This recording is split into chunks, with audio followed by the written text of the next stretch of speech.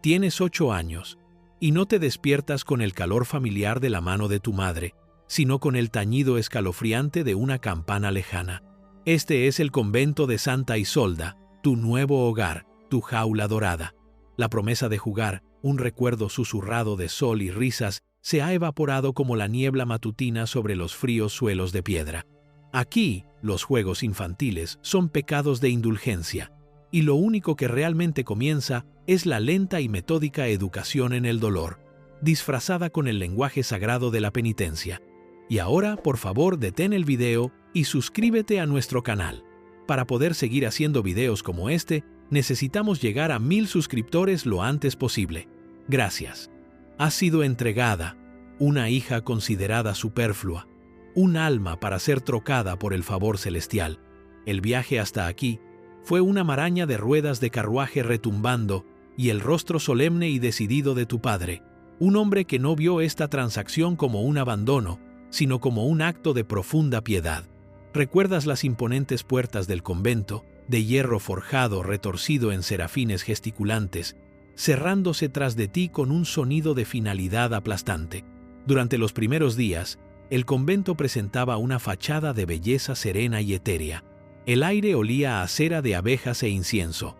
La luz del sol se filtraba por las vidrieras, pintando los muros de piedra en tonos de zafiro y sangre, y las monjas se deslizaban como silenciosos fantasmas de túnicas blancas, sus voces un canto hipnótico y melódico que parecía prometer paz. Pero esta era una paz no destinada al corazón vivo y vibrante de una niña. Era la quietud estéril y opresiva de un mausoleo.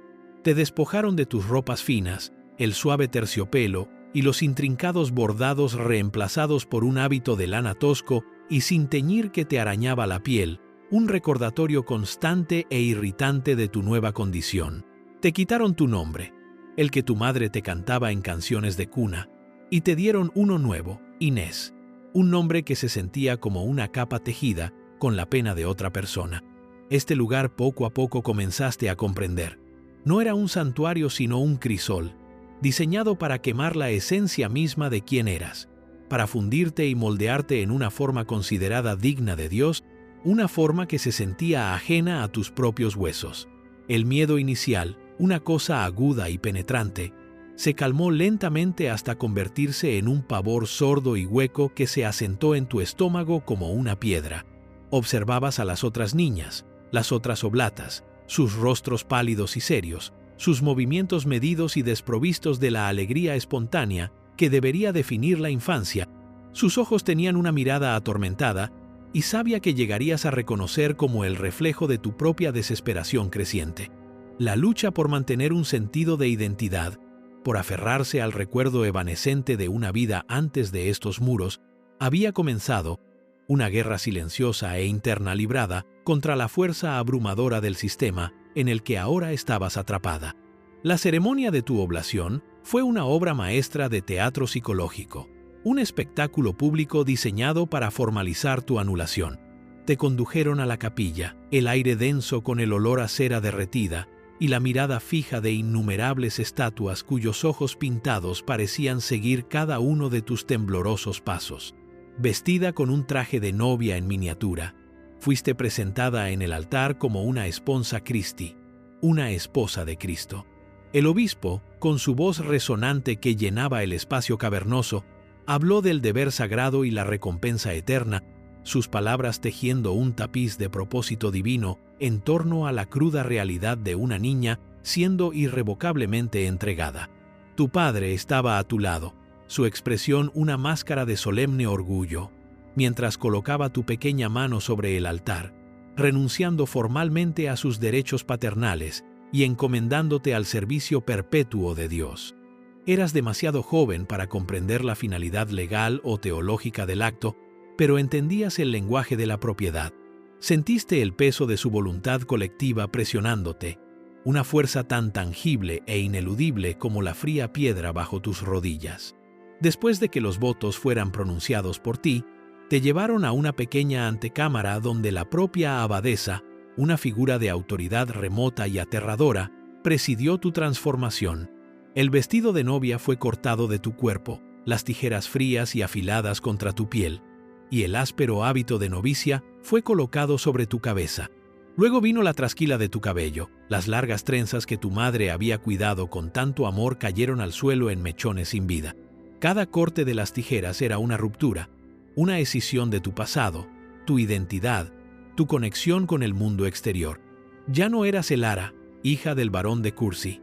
Eras Inés, una sierva anónima y sin rostro del convento. Tu vida ya no te pertenecía. Las otras monjas observaban, sus expresiones impasibles, su complicidad un testimonio silencioso del sistema al que servían. Un sistema que exigía el sacrificio de la infancia en el altar de la piedad institucional. Tu destino, te diste cuenta con una certeza escalofriante que contradecía tu edad, era ahora trágico y absoluto. La arquitecta de este sufrimiento meticulosamente ordenado era la abadesa, madre Hildegarda, una mujer cuya piedad había hecho metástasis en una forma de psicosis psicológica. Era una figura alta y demacrada, su rostro una máscara de pálido pergamino tensado sobre huesos afilados e implacables. Sus ojos, del color de esquirlas de hielo, no parecían ver a la persona que tenía delante, sino la miríada de pecados y fallas ocultos en su alma.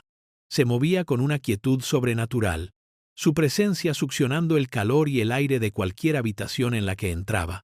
Su historia era objeto de susurradas y temerosas especulaciones entre las novicias. Algunas decían que era la hija despreciada de un duque, cuyas ambiciones mundanas se agriaron por la decepción y se redirigieron con feroz intensidad hacia la adquisición de poder espiritual. Otras susurraban que una trágica y ilícita historia de amor había destrozado su juventud, dejando tras de sí un corazón tan completamente roto que ya no podía sentir empatía, solo una ardiente necesidad de imponer orden en un mundo caótico. Cualquiera que fuera la causa, sus profundos defectos personales se habían manifestado como un régimen de crueldad pública y desgobierno catastrófico. Su obsesión era la perfección, un estándar de devoción imposible e inhumano que imponía con un ingenio perverso. No veía la infancia como un estado de inocencia que debía ser nutrido, sino como un yermo de pasiones indómitas que debía ser despejado y cultivado sin piedad. El juego era ociosidad, la risa era frivolidad, y cualquier vínculo emocional entre las niñas era una amistad particular, un pecado que perseguía con el celo obsesivo de una inquisidora. Su paranoia impulsaba la narrativa de la vida diaria dentro del convento. Creía que la laxitud era el punto de apoyo del diablo, por lo que construyó un mundo de una estructura tan rígida e inflexible que no dejaba espacio para que el espíritu humano respirara. Aparecía silenciosamente en los umbrales, su mirada barriendo el scriptorium o la sala de tejido, en busca de un hombro encorvado, una palabra susurrada, un momento de atención distraída. El descubrimiento de tal infracción desataba un torrente de condena fría y cuidadosamente articulada, un desollamiento verbal que a menudo era más doloroso que cualquier castigo físico. Era la tirana disfuncional en el corazón de este mundo, una figura todopoderosa cuyo tormento interno se proyectaba hacia afuera, moldeando el convento en un reflejo de su propia alma dañada. Los días se fundían unos con otros, un ciclo monótono y rítmico de oración y trabajo gobernado por el tañido de las campanas canónicas. Antes incluso de que saliera el sol, te despertaba de tu delgado jergón de paja la estridente llamada a maitines, tus pequeños pies descalzos contra los fríos suelos de piedra mientras te arrastrabas, medio dormida, hacia la capilla. Las horas eran una neblina de cánticos en latín que no entendías, las palabras cayendo sobre ti como un zumbido hipnótico y sin sentido. Te dolían las rodillas de tanto arrodillarte. Tu estómago gruñía con un hambre persistente y roedora, y tu mente, privada de estímulos, comenzaba a sentirse tan gris y anodina como los muros del convento. El trabajo era agotador y repetitivo. Pasabas horas en el scriptorium, tus dedos pequeños y torpes luchando por copiar manuscritos intrincados. La amenaza de la vara de la maestra de coro, una presencia constante sobre tu hombro. Una mancha de tinta, una letra mal formada, resultaría en un golpe seco en los nudillos. Un escozor de dolor que pretendía ser una lección de diligencia. Trabajas en los jardines del convento. arrancando malas hierbas bajo el sol abrasador, tu espalda gritando en protesta. Trabajas en las cocinas, pelando interminables pilas de verduras. Las escasas raciones un recordatorio constante de tu bajo estatus. El silencio era la regla suprema, una manta pesada y sofocante que ahogaba todo impulso de comunicación. Hablar sin permiso era una ofensa grave, y así aprendiste a vivir dentro de tu propia cabeza, tus pensamientos tus únicos compañeros. La anulación sistemática de tu infancia era implacable. No había juguetes, ni juegos, ni historias aparte de las hagiografías de santos, cuyas vidas de sufrimiento extremo se presentaban como el ideal último. Las ejecutoras cómplices del sistema, las monjas mayores que hacía mucho, habían renunciado a su propia individualidad, eran los instrumentos de esta anulación. Sor Inés, la maestra de novicias, era particularmente experta en esto. Su rostro era una máscara permanente de desaprobación, sus ojos no perdían ninguna infracción. Vigilaba tu postura, tu mirada, cada uno de tus gestos. Su presencia una fuente constante de terror de baja intensidad. Sin embargo, a veces, en un momento fugaz y desprotegido, veías un destello de algo en sus ojos: piedad, arrepentimiento, antes de que se extinguiera rápidamente, sus facciones endureciéndose una vez más en la familiar máscara de severa autoridad. Ella también era una víctima del sistema, su humanidad comprometida e insensibilizada por años de actuar por miedo y un retorcido sentido del deber. En este paisaje desolado de conformidad forzada, el más pequeño acto de rebelión, el momento más fugaz de humanidad compartida, se sentía como una transgresión radical. Sucedió durante uno de los raros períodos de recreo, una hora supervisada en el jardín del claustro, donde se os permitía caminar en silenciosa fila india. El aire estaba cargado del olor a tierra mojada por la lluvia y a rosas en flor, una fragancia que despertaba un anhelo doloroso por una vida que apenas podías recordar. Caminabas detrás de una niña llamada Isabel, una niña pálida y tranquila que había llegado unos meses después que tú. Al doblar una esquina, ocultas por un breve momento del ojo vigilante de la monja supervisora, Isabel se agachó y recogió una pequeña piedra blanca y lisa. Te miró, sus ojos muy abiertos con una mezcla de miedo y emoción, y con un movimiento furtivo, te apretó la fría piedra en la palma de la mano. No era nada, un simple guijarro, pero en ese momento se sintió como un tesoro de inmenso valor. Era un secreto, una conexión compartida, una pequeña chispa de desafío en un mundo que exigía sumisión total. Durante días, la piedra fue tu posesión más preciada. La mantuviste escondida en una costura suelta de tu jergón, sacándola solo en la oscuridad de la noche para sentir su reconfortante suavidad contra tu mejilla. Tú e Isabel intercambiabais sonrisas fugaces y secretas a través de la capilla, el conocimiento compartido de la piedra, un vínculo silencioso entre vosotras. Era un juego tonto e infantil, pero era vuestro. El descubrimiento, cuando llegó, fue brutal y rápido. Una inspección de rutina del dormitorio, dirigida por la propia abadesa, desenterró tu patético tesoro. Madre Hildegarda sostuvo la pequeña piedra en su palma como si fuera una serpiente venenosa, su rostro una máscara de fría furia. No alzó la voz. Su condena fue pronunciada en un susurro bajo y escalofriante, que era mucho más aterrador que cualquier grito. Habló de vanidad, de apegos terrenales, del pecado de la amistad particular, que distraía al alma de su devoción a Dios. A ti y a Isabel os obligaron a estar de pie ante toda la comunidad en la sala capitular, el objeto de vuestro crimen, exhibido para que todos lo vieran. El castigo fue diseñado para la máxima humillación. Ambas fuisteis sentenciadas a una semana de pan y agua, pero eso era lo de menos. Os hicieron llevar un cartel al cuello que decía «idólatra», y se os prohibió hablaros o incluso miraros. La parte más cruel del castigo fue ser obligadas a arrodillarse en lados opuestos de la capilla durante las largas horas de oración, tan cerca y sin embargo tan absoluta y devastadoramente separadas. El impulso lúdico había sido descubierto, y el dolor que siguió fue rápido, eficiente y diseñado para asegurar que tal transgresión nunca volviera a ocurrir. El hambre era una compañera constante e íntima dentro de los muros del convento, una herramienta de control tan poderosa como cualquier vara o sermón. La razón oficial de la dieta escasa era espiritual.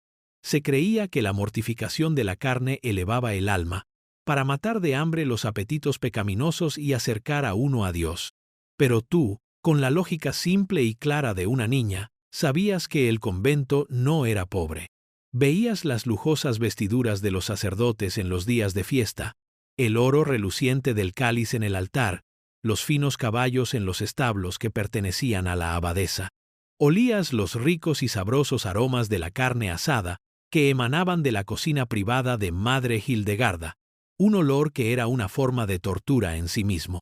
La disparidad entre la riqueza de la institución y el vacío roedor en tu vientre era una lección silenciosa y diaria de jerarquía y poder. El desayuno era un único trozo de pan tosco y oscuro, a menudo duro, y una taza de cerveza aguada. La comida del mediodía era un potaje de verduras ralo y grasiento, a veces con algunos trozos fibrosos de carne no identificable, un plato que hacía poco por satisfacer el hambre profunda y dolorosa. La cena a menudo no era más que las sobras de la comida del mediodía, más frías y aún menos apetecibles. En los días de ayuno, que eran frecuentes, solo había pan y agua. El efecto de esta privación sistemática era profundo. Creaba una miseria constante y de bajo nivel que minaba tu fuerza y dificultaba la concentración en tus lecciones o tus oraciones. Fomentaba un enfoque desesperado y animal en la comida. Te encontrabas fantaseando con los festines que tu familia solía tener, tu mente conjurando el sabor del pollo asado o la dulzura de un pastel de miel con una claridad casi alucinatoria. Esta necesidad constante y roedora era una manifestación física de tu inanición emocional y espiritual. Debilitaba a las niñas no solo en cuerpo, sino también en espíritu, volviéndolas más dóciles, más sumisas, menos propensas a poseer la energía o la voluntad para rebelarse. Era una forma de crueldad sistemática, disfrazada de piedad, un medio perverso de control que mantenía a las habitantes más jóvenes y vulnerables del convento en un estado de perpetua necesidad y sumisión. El pavor hueco que se había asentado en tu estómago, el primer día había encontrado una contraparte física en el dolor incesante del hambre. La enfermedad, en el mundo claustrofóbico de Santa Isolda, no era simplemente una cuestión del cuerpo, era una profunda crisis espiritual y moral. Cuando el cuerpo de una niña sucumbía a la fiebre o a una infección, no se veía con compasión, sino con sospecha. La enfermedad se consideraba una manifestación física de una impureza espiritual, una señal de que el diablo había encontrado una debilidad en las defensas del alma. Los remedios, por lo tanto, trataban tanto de exorcizar el pecado como de sanar la carne, y a menudo eran brutales. La enfermera del convento, Sor Benedicta, era una mujer cuya ignorancia solo era igualada por su certeza. Operaba según la antigua y defectuosa sabiduría de la teoría humoral, creyendo que toda enfermedad provenía de un desequilibrio de los 4 fluidos esenciales: sangre, flema, bilis amarilla y bilis negra. Sus curas eran un catálogo aterrador de la barbarie médica medieval. Para una simple fiebre, el primer curso de acción era siempre la sangría. Te sujetaban, tu brazo fuertemente atado, mientras Sor Benedicta, con un aire sombrío y experto, hacía una incisión con su lanceta, la sangre roja brillante derramándose en un cuenco, tu fuerza vital drenándose en nombre de restaurar el equilibrio. ¿Puedes imaginar la tortura psicológica de que te enseñen que el dolor de tu propio cuerpo es una señal de tu maldad, que la cura requería una penitencia violenta y aterradora? Para la tos y las dolencias pulmonares, te obligaba a tragar brebajes de hierbas de sabor nauseabundo, algunos de los cuales eran inofensivos, otros potentes purgantes que te dejaban débil y retorciéndote de calambres. Se aplicaban cataplasmas de ortigas o mostaza en la piel para extraer los malos humores, provocando dolorosas ampollas que a menudo se infectaban, creando una nueva enfermedad en lugar de la antigua. No había delicadeza ni consuelo. Eras una vasija de corrupción que debía ser purificada. Sor Benedicta, como las otras monjas, era una ejecutora cómplice del sistema. Sus acciones no nacían de la malicia, sino de una aceptación insensibilizada de la lógica retorcida del convento. Se veía a sí misma como una soldado en una guerra espiritual, y las niñas enfermas eran el campo de batalla. El sufrimiento que infligía era, en su mente, una violencia necesaria, una forma de purificar un alma en peligro. Para las niñas atrapadas a su cuidado, era una pesadilla despierta, un mundo donde el dolor era medicina y la compasión era una herejía. La forma más insidiosa de crueldad practicada dentro del convento era el desmantelamiento sistemático de la conexión humana. Las amistades, los lazos naturales y vitales que los niños forman instintivamente, eran vistas con la más profunda sospecha. Eran etiquetadas como amistades particulares, un término que resumaba una implicación siniestra, sugiriendo un amor que era exclusivo, secreto, y, por lo tanto, una amenaza para el amor comunitario y omniabarcador que debía dirigirse únicamente hacia Dios. En realidad, era un mecanismo de control.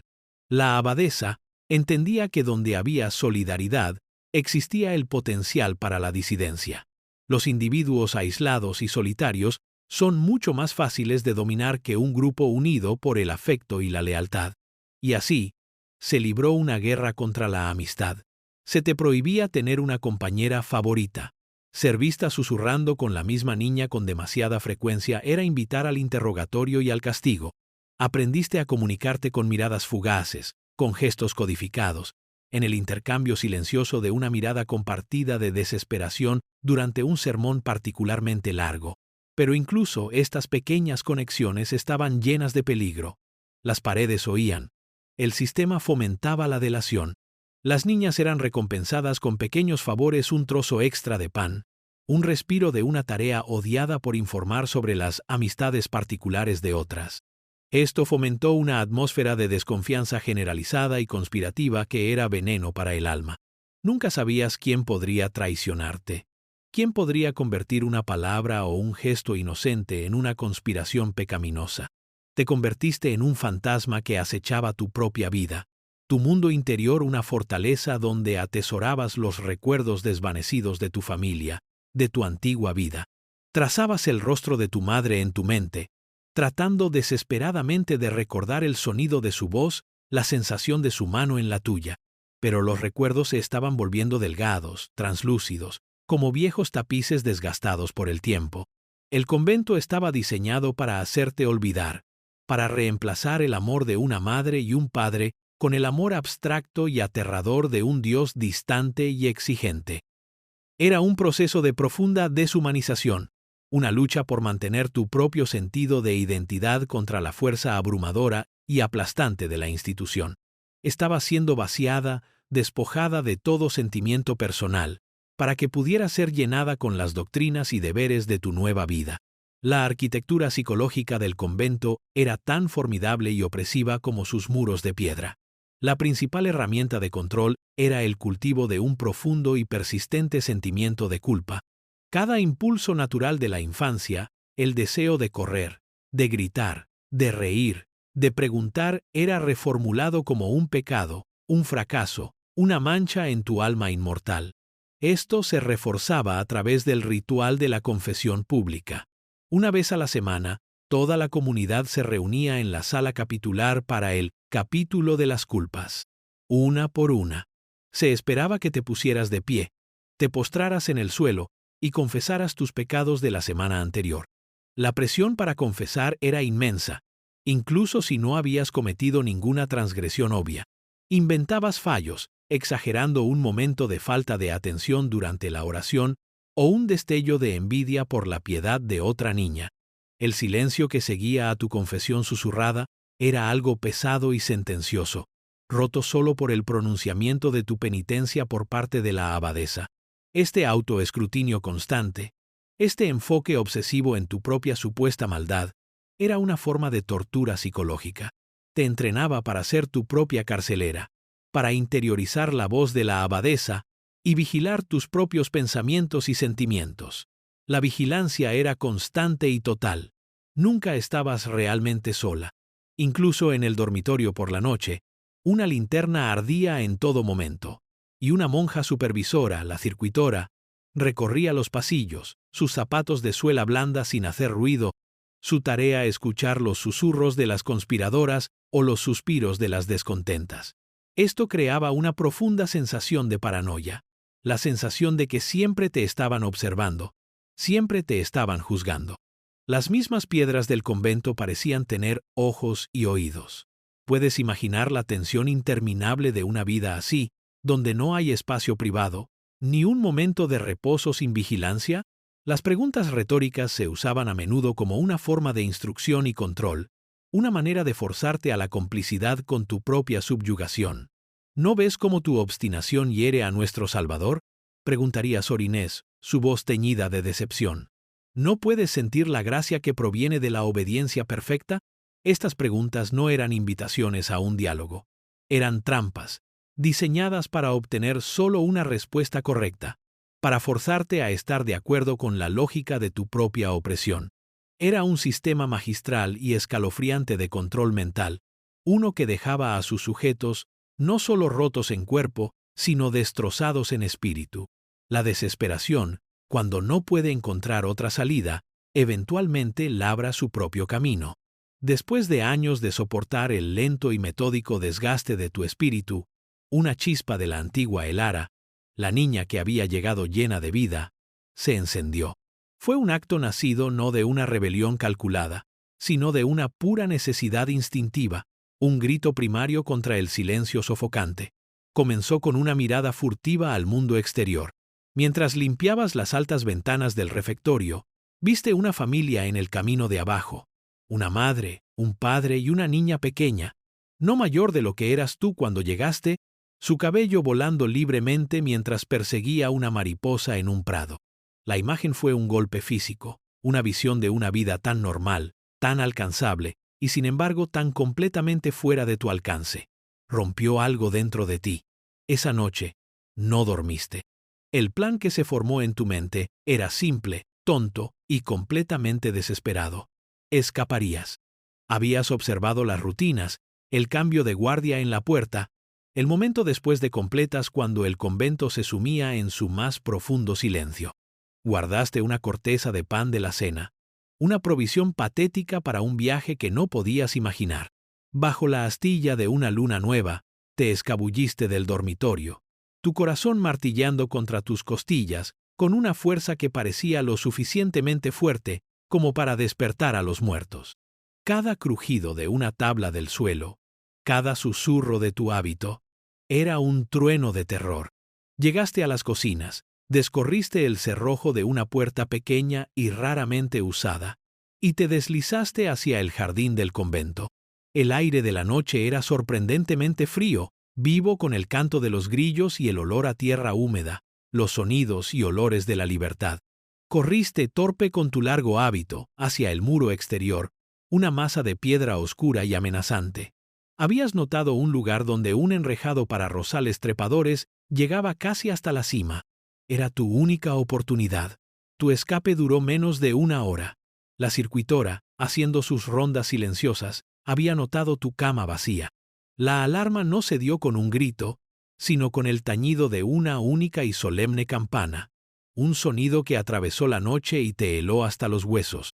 Te encontraron al pie del muro, con las manos ensangrentadas por las espinas, tu cuerpo temblando incontrolablemente, no por el frío, sino por el sabor aterrador y estimulante de una libertad que apenas habías alcanzado antes de que te la arrebataran. El castigo por un intento de fuga, el acto último de desafío, fue un evento de una crueldad horrible y teatral.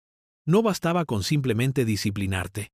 Tu caída tenía que servir como una lección visceral e inolvidable para todas las demás niñas que pudieran albergar una fantasía similar de libertad. Te arrastraron de vuelta a la sala capitular, tu rostro manchado de suciedad, tu hábito desgarrado. Toda la comunidad estaba reunida. Sus rostros una mezcla de miedo, piedad y una escalofriante ira justiciera. Ya no eras una oveja perdida que debía ser guiada suavemente de regreso al rebaño. Eras una fuente de corrupción, una célula cancerosa que debía ser extirpada violentamente. La propia abadesa presidía, su voz desprovista de toda emoción mientras pronunciaba tu pecado y tu sentencia. Habló de tu profunda ingratitud, de la traición espiritual que habías cometido contra tu esposo celestial, Cristo. Tu castigo iba a ser el impasse, el en paz, un nombre de una ironía tan grotesca que rayaba en lo psicótico. Ibas a ser emparedada. En el extremo más alejado de los terrenos del convento había una pequeña estructura de piedra, poco más que una celda sin ventanas, originalmente construida para ermitaños que buscaban un aislamiento extremo. Fue aquí donde te llevaron. Te despojaron de tu hábito y te vistieron con una mortaja, como si ya estuvieras muerta. Se celebró una ceremonia breve y aterradora, una misa fúnebre para un alma aún viva. Te dieron un último trozo de pan y un cuenco de agua, y luego te obligaron a entrar en el espacio oscuro y estrecho. El sonido de los albañiles tapiando la entrada, piedra por piedra, fue el sonido del fin de tu mundo. La rendija de luz se hizo cada vez más pequeña hasta que se extinguió por completo, sumergiéndote en una oscuridad absoluta y eterna. Tus gritos resonaban en el diminuto espacio, pero sabías que eran inútiles. Tu suerte estaba echada, atrapada en la negrura sofocante, con solo el sonido de tu propia respiración frenética por compañía, te quedaste para contemplar la totalidad de tu derrota. Este fue el triunfo final del convento. La aniquilación completa y absoluta de una voluntad humana. Fue el destino trágico y final para la víctima indefensa, el arco narrativo de tu vida, llevado a su conclusión inexorable y horrible. En los años que siguieron, la historia de la niña que fue emparedada se convirtió en una leyenda poderosa y admonitoria dentro del convento, una historia de fantasmas utilizada para aterrorizar a las nuevas novicias y someterlas. Pero no eras un fantasma. Eras una criatura viva sepultada en piedra, una nota al pie olvidada en la historia del convento. El terror inicial, una locura frenética y gritona, finalmente dio paso a una quietud profunda e inquietante. El tiempo dejó de tener significado, marcado solo por la pequeña porción de pan y agua que se pasaba a través de una diminuta ranura cerca del suelo cada día. Tu mente, privada de todo estímulo sensorial, comenzó a crear su propio mundo. Vivías en tus recuerdos, reviviéndolos con tal intensidad que parecían más reales que la sofocante oscuridad que te rodeaba.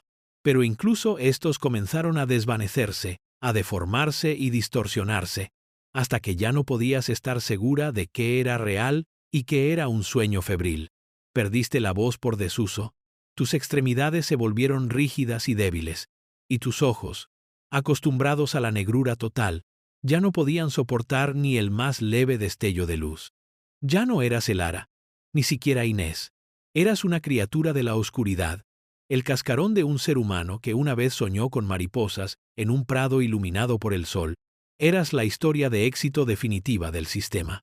Una voluntad tan completamente rota, un espíritu tan completamente extinguido, que dejaste de existir como individuo.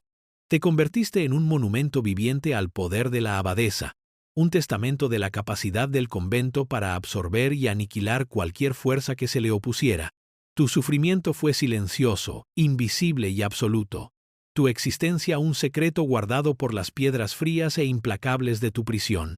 Eras la encarnación del dolor después de que el juego había terminado, una cadena perpetua cumplida en una tumba de noche interminable. El destino de esta niña, una narrativa de crueldad sistemática y aniquilación psicológica, no fue una anomalía aislada. Fue un oscuro reflejo de una realidad histórica más amplia que se desarrolló en innumerables conventos de la Europa medieval. La práctica de la oblación infantil, la entrega de niños a monasterios y conventos de monjas, era una costumbre socialmente aceptada y a menudo celebrada, particularmente entre la nobleza. Era una solución práctica para familias con demasiadas hijas para las que proveer dotes, una forma de deshacerse de una carga financiera mientras adquirían simultáneamente mérito espiritual. Estos niños, algunos de tan solo 5 o 6 años, eran ofrecidos a la Iglesia sin su consentimiento, sus vidas irrevocablemente cedidas en una transacción que servía a los intereses de sus familias y de las instituciones que los recibían. Aunque algunos pueden haber encontrado una vocación genuina o un santuario pacífico dentro de estos muros, el potencial de abuso era inmenso y sistémico. La estructura misma de la vida monástica con su énfasis en la obediencia absoluta, la supresión de la individualidad y la mortificación de la carne, era un entorno peligroso para la psique en desarrollo de un niño. Despojados del amor familiar y forzados a una existencia rígida y antinatural, muchos sufrieron en silencio, su trauma no registrado, sus voces perdidas en la historia.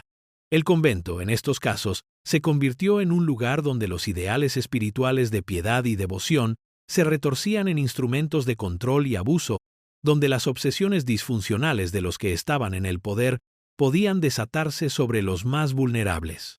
La historia de El Ara es una reflexión sombría y filosófica sobre el inmenso costo humano de estas instituciones, un recordatorio de que detrás de la serena fachada de fe y orden a menudo se escondía un mundo oscuro de profundo y silencioso sufrimiento, un mundo donde la risa de los niños era metódica y despiadadamente extinguida.